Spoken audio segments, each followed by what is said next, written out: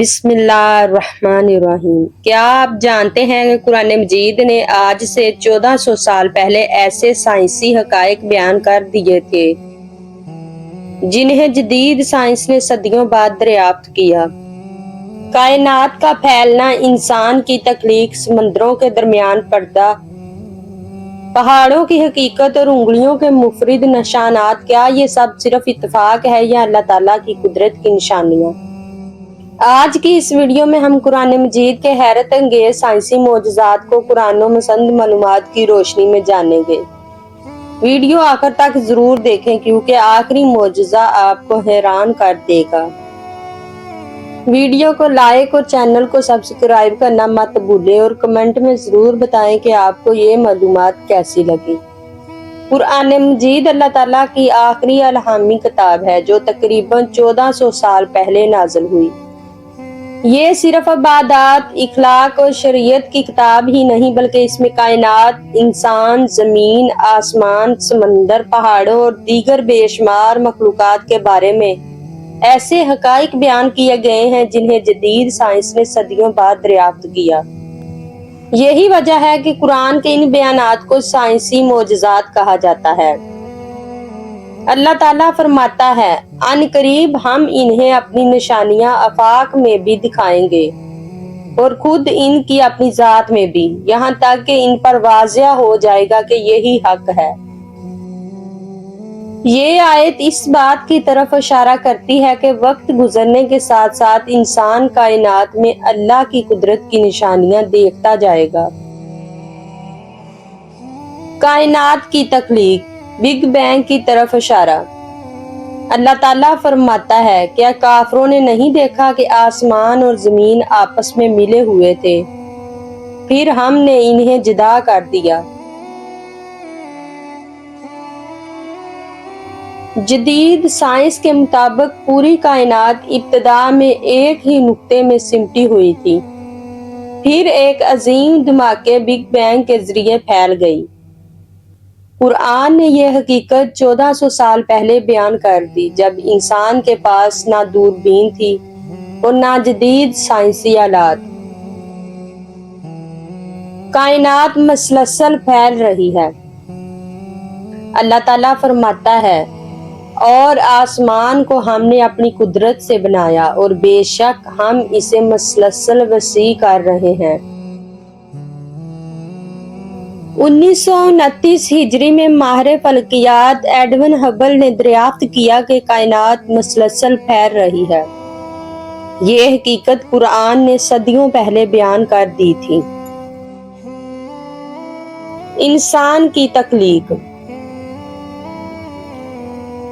اللہ تعالیٰ فرماتا ہے، "پھر ہم نے نطفے کو جمے ہوئے خون کی مانند بنایا، پھر اس سے گوشت کا لوتھڑا بنایا، پھر ہڈیاں بنائیں، پھر ہڈیوں پر گوشت چڑھایا۔"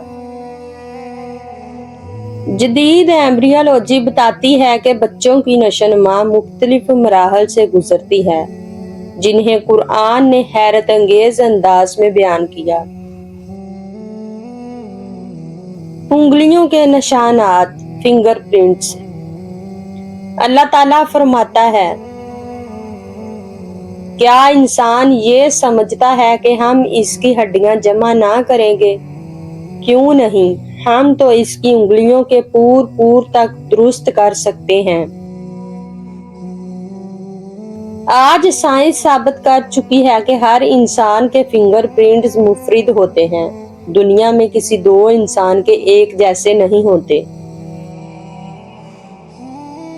سمندروں کے درمیان پردہ۔ اللہ تعالیٰ فرماتا ہے، "اس نے 2 سمندر جاری کیے جو آپس میں ملتے ہیں، مگر ان کے درمیان ایک پردہ ہے جس سے وہ تجاوز نہیں کرتے۔" سائنس نے دریافت کیا کہ بعض مقامات پر 2 سمندروں کے پانی آپس میں ملنے کے باوجود اپنی الگ خصوصیات برقرار رکھتے ہیں۔ پہاڑ زمین کے میخ ہیں۔ اللہ تعالیٰ فرماتا ہے، "اور ہم نے زمین میں مضبوط پہاڑ گاڑ دیے ताकि वो तुम्हें लेकर हिल ना जाए। जदीद अर्जियात के मुताबिक पहाड़ों की गहरी जड़ें जमीन के अंदर तक जाती हैं, जो जमीनी परत के इस्तेहकाम में किरदार अदा करती हैं।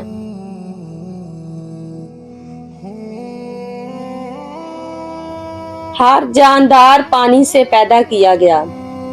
अल्लाह ताला फरमाता है, और हमने हर जानदार चीज को पानी से पैदा किया।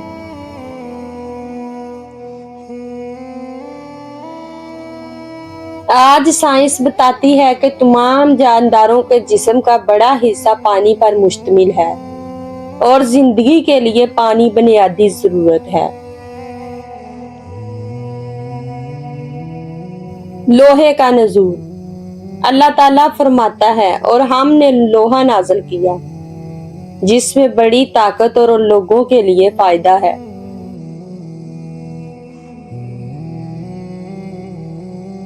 साइंस के मुताबिक जमीन पर मौजूद लोहे का बड़ा हिस्सा सितारों के अंदर बनने वाले अनासर से वजूद में आया और बाद में शहाबी पत्थरों के जरिए जमीन तक पहुंचा।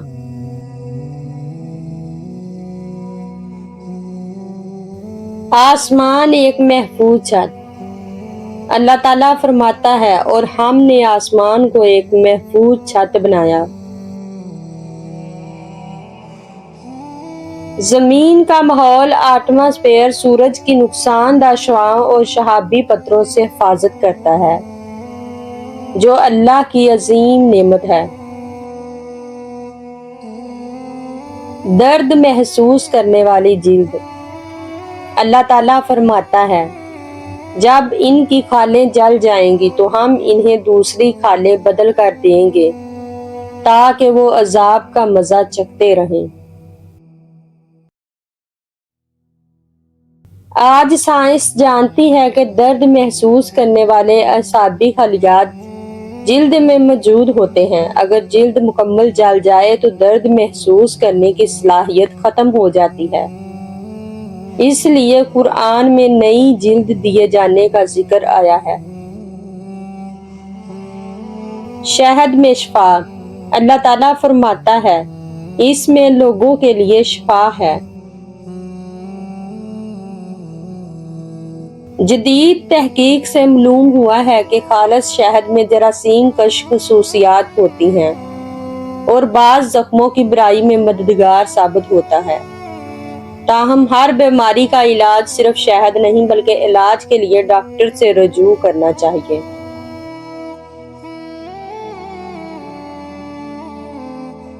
हर चीज जोड़ों में पैदा की गई। अल्लाह ताला फरमाता है, और हमने हर चीज के जोड़े पैदा किए।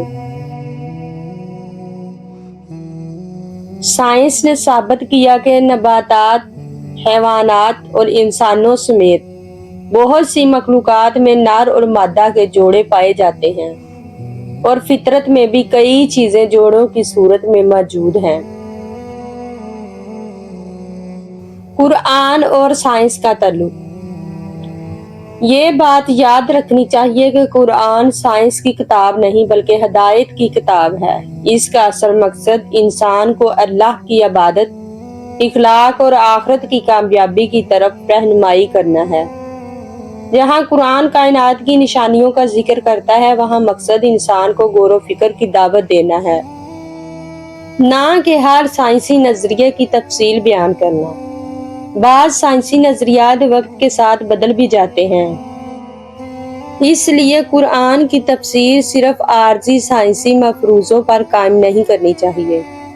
कुरान के मायने को मुतब्बर तफसीर और मुसन्द इल्मी असूलों की रोशनी में समझना चाहिए। हासिल कलाम। कुरान मजीद अल्लाह ताला का जिंदा मौजज़ा है। इसमें बयान की गई बहुत सी निशानियां इंसान को कायनात पर गौर करने, अपने रब की कुदरत को पहचानने और ईमान को मजबूत करने की दावत देती हैं। जब साइंस किसी ऐसी हकीकत तक पहुंचती है जिसकी तरफ कुरान पहले ही इशारा कर चुका हो, तो एक मोमिन का यकीन मजीद बढ़ जाता है कि ये किताब यकीनन अल्लाह रब्बुल आलमीन की तरफ से नाज़िल करदा है। अल्लाह ताला हमें कुरान मजीद को समझने اس پر عمل کرنے اور اس کی روشنی میں اپنی زندگی گزارنے کی توفیق عطا فرمائے۔ آمین یا رب العالمین۔